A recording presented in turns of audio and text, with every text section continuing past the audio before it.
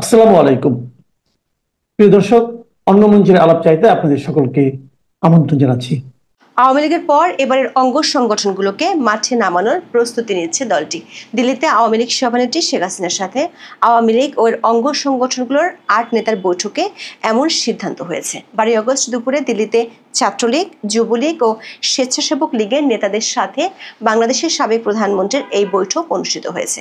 এ নিয়ে দলটির নেতাদের সাথে তৃতীয় দফা বৈঠক করলেন শেখ হাসিনা। এদিকে কার্যক্রম নিষিদ্ধ থাকা সত্ত্বেও দেশের বাইরে থেকে দলটি তৎপরতার খবরে চিন্তিত বাংলাদেশের অন্তর্বর্তী সরকার। সরকার আশঙ্কা আওয়ামী লীগ সংশ্লিষ্ট পেশাজীবী কিছু সংগঠন নানা ইস্যুতে আন্দোলনে নামতে পারে। ইতিমধ্যে এ নিয়ে পুলিশ ও সংশ্লিষ্ট প্রশাসনকে সতর্ক করা হয়েছে। সচিবালয় ও উচ্চ আদালতে নিরাপত্তায় নেওয়া হয়েছে বিশেষ ব্যবস্থা। আবার জাতিসংঘের কাছে আওয়ামী লীগের হয়ে নালিশ করেছে ব্রিটেনের ডাউটি স্ট্রিট। বাংলাদেশের অন্তর্বর্তী সরকার ব্রিটেনের এই ল ফার্মটির বিরুদ্ধে লড়ার জন্য G37 চেম্বার্স নামে একটি ল ফার্মের সহায়তা নিচ্ছে। এই ফার্মটি যুদ্ধাপরাধের মামলাগুলো চলার সময় জামাতের আইনজীবীদের সাহায্য করত। গত ১২ মে বাংলাদেশের অন্তর্বর্তী সরকার নির্বাহী আদেশে আওয়ামী লীগের কার্যক্রম নিষিদ্ধ করে। সরকারের পক্ষ থেকে বলা হয়েছে, আওয়ামী লীগের নেতাদের বিরুদ্ধে বাংলাদেশের আইসিটি বা আন্তর্জাতিক অপরাধ ট্রাইব্যুনালে যে মানবতা বিরোধী অপরাধের অভিযোগগুলো দায়ের করা হয়েছে সেগুলোর বিচার শেষ না হওয়া পর্যন্ত দলটির কার্যক্রমের উপর নিষেধাজ্ঞা বহাল থাকবে। অন্তর্বর্তী সরকারের এই নিষেধাজ্ঞার বিরুদ্ধে জাতিসংঘের দপ্তরে নালিশ করার জন্য আওয়ামী লীগের পক্ষে কাজ করছে ব্রিটেনের law firm Doughty Street Chamber. এই ফার্মটি তাদের ওয়েবসাইটে গত ৮ আগস্ট এমন তথ্য শেয়ার করেছে। ডাউটি স্ট্রিট চেম্বারের ২ জন সদস্য স্টিফেন পাওয়েলস কেসি এবং অ্যালেক্স ট্রেন্সলি আওয়ামী লীগের রাজনৈতিক কার্যক্রম নিষিদ্ধ করাকে মৌলিক মানবাধিকারের লঙ্ঘন হিসেবে উল্লেখ করে জাতিসংঘের স্বাধীন বিশেষজ্ঞ বা স্পেশাল রিপোর্টিয়ার্স এবং অন্যান্য দূতের কাছে একটি আবেদনপত্র পাঠিয়েছে। সে আবেদনপত্রে ডক্টর ইউনূস সরকারের বিরুদ্ধে ব্যবস্থা গ্রহণের জন্য তারা অনুরোধ করেছেন। ল ফার্মটি তাদের চিঠিতে জাতিসংঘের মানবাধিকার কাউন্সিলের অধীনে থাকা স্বাধীন মানবাধিকার বিশেষজ্ঞদের সদস্য রাষ্ট্রগুলোর কাছে উদ্বেগ জানিয়ে চিঠি পাঠাতে অনুরোধ করেছে। বাংলাদেশের অন্তর্বর্তী সরকার ঊর্ধ্বতন মহলের কাছে এই খবর পৌঁছেছে।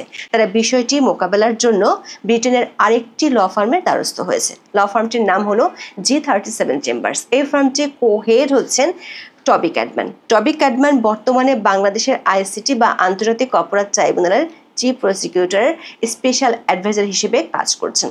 একই ট্রাইব্যুনালে বিগত আওয়ামী লীগ সরকার আমলে যখন যুদ্ধাপরাধের মামলাগুলো চলছিল তখন টবি ক্যাডম্যান জামায়াতে ইসলামের নেতাদের পক্ষের আইনজীবীদের পরামর্শক হিসেবে কাজ করছিলেন। যে টবি ক্যাডম্যান বাংলাদেশের আদালতে আওয়ামী লীগ ও নেতাদের বিরুদ্ধে লড়ছেন সেই টবি ক্যাডম্যান এবং তার ফার্ম আন্তর্জাতিক অঙ্গনে একই দলের বিরুদ্ধে লড়ছেন, তখন বিষয়টি কনফ্লিক্ট অফ ইন্টারেস্ট হতে পারে বলে বিশেষজ্ঞরা মনে করছেন।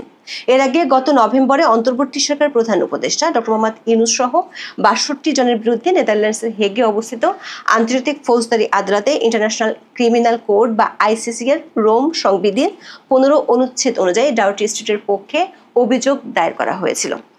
গত বছর ৫ থেকে ৮ আগস্ট পর্যন্ত আওয়ামী লীগের অঙ্গ সংগঠনের নেতাকর্মী, হিন্দু, বৌদ্ধ, খ্রিস্টান ধর্মাবলম্বী ও পুলিশের উপর গণহত্যা ও মানবতা বিরোধী অপরাধ সংগঠিত হয়েছে বলে তখন অভিযোগ আনা হয়। ডাউটি স্ট্রিটের এই অভিযোগের প্রেক্ষিতে G37 চেম্বার্স তখন বিবৃতি দিয়েছিল। টবি ক্যাডম্যান স্বাক্ষরিত ওই বিবৃতিতে বলা হয়েছে, আইসিসিতে এ ধরনের অভিযোগ দায়েরের এখতিয়ার নেই। সরকার একাধিক সূত্র বলছে, আওয়ামী লীগের পক্ষ থেকে অধ্যাপক ইউনূস সরকারের বিরুদ্ধে আন্তর্জাতিক অঙ্গনে অভিযোগ দায়েরের বিষয়টি সরকার গুরুত্বের সাথে নিয়েছে। সে কারণে টবি ক্যাডম্যানের ফার্ম G37 চেম্বার্সের সাথে পরামর্শ করা হয়েছে।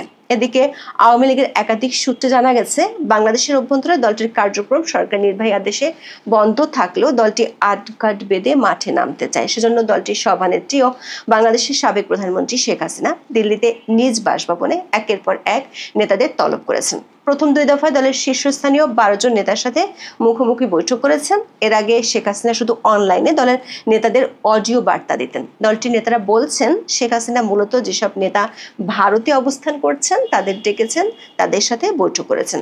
নেতাদের দাবি, শেখ হাসিনা সেসব বৈঠকে দিক নির্দেশনা দিয়েছেন। সবশেষ ১২ আগস্ট তিনি বৈঠকের জন্য ডেকেছিলেন আওয়ামী লীগ ও অঙ্গ সংগঠনের নেতাদের। সাবেক স্বরাষ্ট্রমন্ত্রী আসাদুজ্জামান খান কামালের নেতৃত্বে কলকাতা থেকে 8 জনের একটি টিম শেখ হাসিনার সাথে দেখা করতে দিল্লি গিয়েছিলেন। এরা হলেন সাবেক সংসদ সদস্য সাইফুল ইসলাম ও সাইফুজ্জামান শেখর, যুবলীগের সেক্রেটারি মাইনুল হোসেন নিখিল, স্বেচ্ছাসেবক লীগের ভাইস প্রেসিডেন্ট ও সাবেক সংসদ সদস্য তানভীর শাকিল জয়, সেক্রেটারি আফজাল বাবু, ছাত্রলীগের সভাপতি সাদ্দাম হোসেন ও সাধারণ সম্পাদক শেখ ওয়ালি আসিফ ইনান।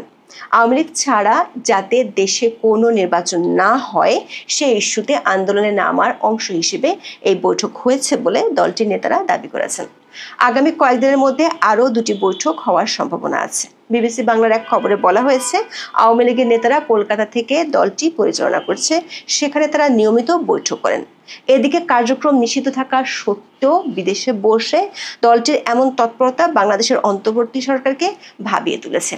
সরকার প্রেস সেক্রেটারি বলেছেন, বিষয়টি তারা নজরে রেখেছেন। সরকার আশঙ্কা দলটি এই মুহূর্তে সরাসরি মাঠে না নামলেও বিভিন্ন পেশাজীবী সংগঠনের ব্যানারে তারা আন্দোলন করতে পারে। সরকার গোয়েন্দা সংস্থাগুলো সরকারকে এমন বার্তা দিয়ে রেখেছে, সেজন্য সরকার কিছু আগাম সতর্কতামূলক নির্দেশনাও দিয়ে রেখেছে। 12ই আগস্ট হঠাৎ করে সরকার ও পুলিশ প্রশাসন সচিবালয় এবং উচ্চ আদালত প্রাঙ্গণে মিছিল মিটিংয়ের উপর নিষেধাজ্ঞা জারি করে নোটিশ দিয়েছে।